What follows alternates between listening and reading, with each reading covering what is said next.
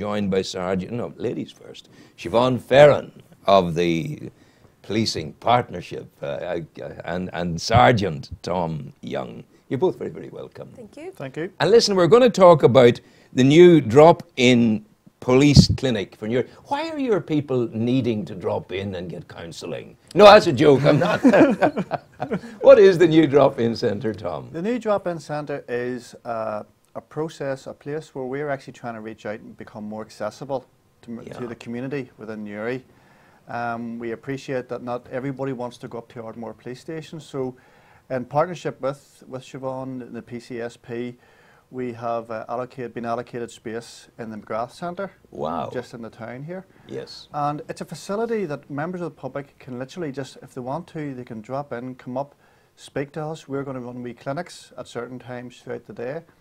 And they can highlight to us if they have any concerns or if they have any problems, or even if they just want to speak to a police officer about any sort of matter. And it's a facility there for the community that they can come to us if they want to speak to us. Will you give them a cup of coffee? We could be persuaded. I find I do better work when I have a cup of coffee in my hand. Absolutely, without a shadow of a doubt. Siobhan, it's good because even the business of talking is doing it for us, because for so long people haven't talked, and I saw you sitting outside grounded recently, you know, and you're the female officer with you. Yeah. And I greeted the two of you and I said, it's so wonderful to see two police officers outside my coffee shop in Newry. They're becoming more and more involved in community, Siobhan. No, very much. So I think the engagement that particularly the neighbourhood teams are involved in is hugely important, and I mean it makes great strides in building community confidence in policing and stuff as well. And you know, it's great to be able to sort of work together to support initiatives like this. I mean, and we work together on many different sort of engagement initiatives, making the police service more accessible for people. We are working together as well on a drugs awareness project as well. It's going to be based in Translink, and that's in partnership with. I was going to say the SELB. I forgot the SELB are now the Education Authority NI. Yes. Southern Board. Thank you for telling me that. I will always remember that now. I'll get chastised now that I don't have it rolling off my tongue. I want to tell you so. Anyone who chastises me, you will have to come through me first, because you're a superb lady who comes in here and promulgates the important message of safety in our community. So keep your chastisement to yourselves there. Okay, that's fair enough. And I lost my train of thought there.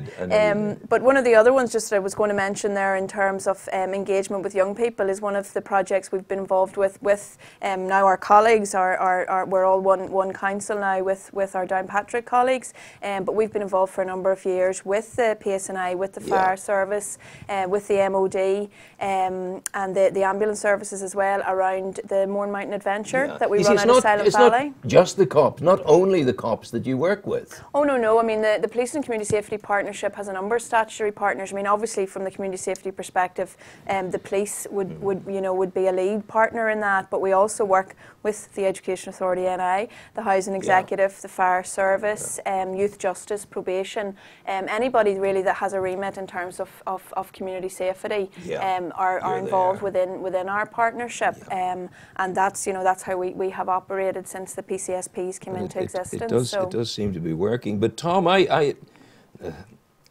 like the notion of sitting down and talking, but I still want you to hammer the bad guys. Well, I mean, we do that as well, but we have a dual role. I mean, we are here to enforce the law, but we're also here to help the community, and that's our primary role.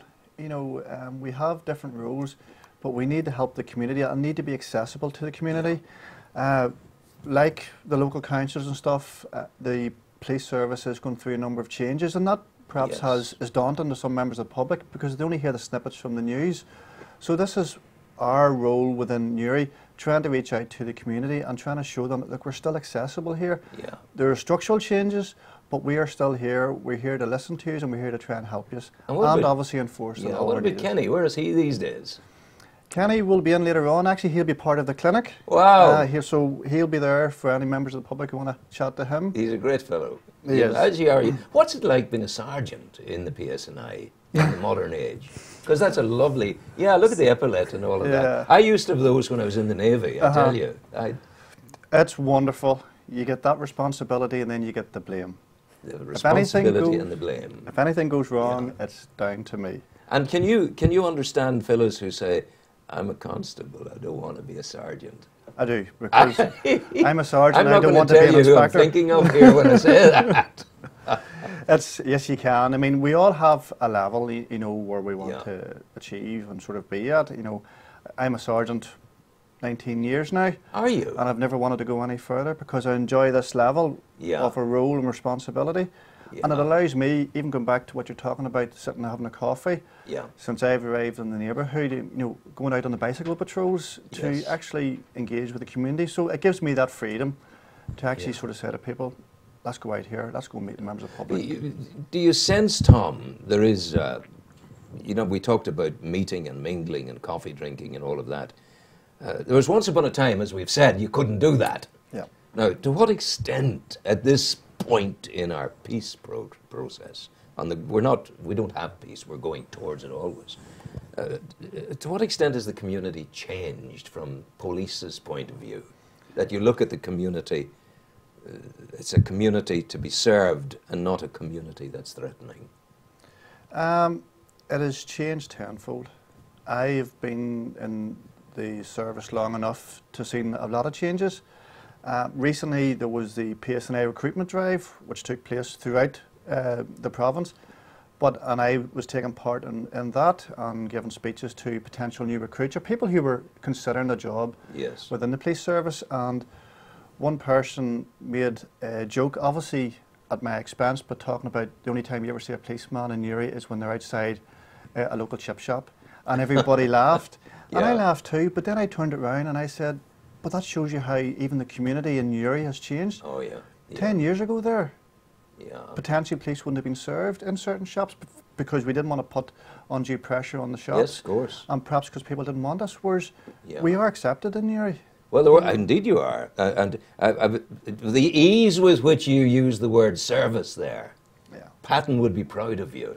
Well, we are service. We always were. But once upon a time, you wouldn't have heard that word used. It would have been a man sitting there 20 years ago would have said force. Yeah. But now it has changed. There's a palpable difference. We are service. We view ourselves as a service. We view ourselves as an organisation here to serve the community, and that is in the heart of all that we do. Yeah. And there are times when we have to enforce the law. Oh yes. But we do see ourselves working more with the likes of the PCSP and other organisations to try and help the community. Now that we've been given the scope and the opportunity to do that, and we must challenge other people as well to actually allow us to do that as well. Yes, of course, of course. Politics is there. Whoever is in, I think it's important to say this. Whoever is in government, if Martin McGuinness becomes the Prime Minister of England, you'll still be his police service. You are independent. You are policemen and of service to the community. So well done. I think that's hugely important. Thank you. It's a joy to see it happening. The drugs thing, I see and saw for a year and a half the awfulness of drugs. I saw it in the streets of Dublin when I used to go down there to the folk. It's the most horrible and insidious awfulness that gets in on people and destroys lives, absolutely destroys lives. Do you sense we're making a wee bit of headway, Siobhan? And to what extent are we making headway? Because Peter McVerry, the Newry doctor's son, who's the father, Peter McVerry, of the Dublin Addiction Centre, he said if Dublin has its epidemic at the moment, Northern Ireland will get its epidemic if it doesn't act now. Are we acting, and are we acting strongly Well, I suppose that's where we're coming from in Target and working with the Education Authority here as well. It's really, I suppose, looking at a preventative measure. We're trying to educate young people and trying to speak to them about, about these issues, about where they're at, rather than having that sort of lecture response or whatever. So really trying to provide the information for them to help them make kind of more informed choices, and hoping that they don't go down the line of taking the drugs. One of the particular things that we are actually looking at and putting a focus on is the legal highs, because young folks think, sure, it's a legal high. Yes, you had that situation last week. What is a legal high anyway? Well, I'll pass back over to Tom for the, it's the A legal high, basically there will be fancy names for it, but they are chemicals that have been made up that are trying to mimic the effects of other drugs, like so cocaine, like so heroin, like so cannabis. So it's trying to give those side effects and mimic what those are. Unfortunately, the term legal high is a very, very bad term. It is. Realistically, these chemicals are being made up and devised nearly daily, but unfortunately the legislation isn't able to keep up with the term. So they may not be illegal, but that's because the legislation can't keep up to make them illegal. Yeah. The problem though is it gives a false impression to especially the younger community, because they'll hear the term, they'll hear legal high and think, yes, it's okay to use. They don't know what is in the makeup of what they're taking. And this stuff has been mixed up in buckets in backyards very often. As simple, really as simple as that. And that's it. And then just because it has a name of one thing and that you've taken it before and been grand on it, had maybe suffered no ill effects from it, the next time the chemical makeup could actually be different and you could have a different reaction to it. So they're very, very, very dangerous to be out there. And as Tom says, having the name legal high, you think, well, sure, it's all right, then I can go. You and I, Siobhan, if I may say so, we're stakeholders in this because you have children. I have children, well, I have grandchildren now, I have great-grandchildren, so they're vulnerable. Now, I have stories, I have the most wonderful, well, everyone says grandchildren in the world, but they're very solid. And I have one in particular of my people, eminently capable when the boy comes up to him in the place where he's recreating it on a Saturday night. Would you like some of this? Go away, stop it. And he does it, and he does it. I'm proud of him doing that. Yeah. But I am told there's not a place you can go in Newry on a Saturday night where you won't be offered stuff. Are you aware of that? We are aware. Newry is no different than any other town within the province.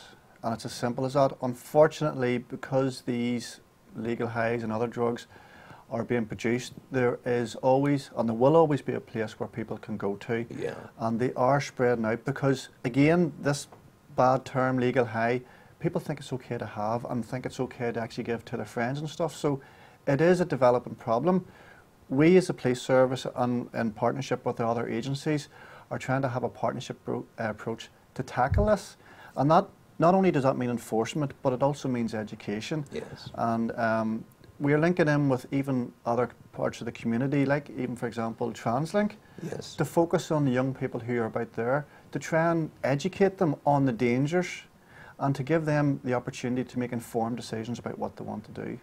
We're really through that, yes, please go ahead. Through that, we will actually empower the young youth of Newry and other towns to actually let them make a decision. Yeah. Hopefully, by that stage, then the legislation will catch up. Yeah. But it's, Siobhan, the young people are so very, very vulnerable because there's very often not a brain in their heads. And even if you try to educate them, they're not going to listen. Like the news on the front page of the paper this morning, the victim, no, it's not yesterday's paper, the news this morning was that the lads who died, the two young men who died on Easter Monday morning in the Antrim car crash, they had posted a video doing 140 miles an hour. Yeah. You cannot, they're doing it. You'll address that as well, the wisdom of safe driving on the roads, because life can be snuffed out in the twinkling of an eye. Yeah.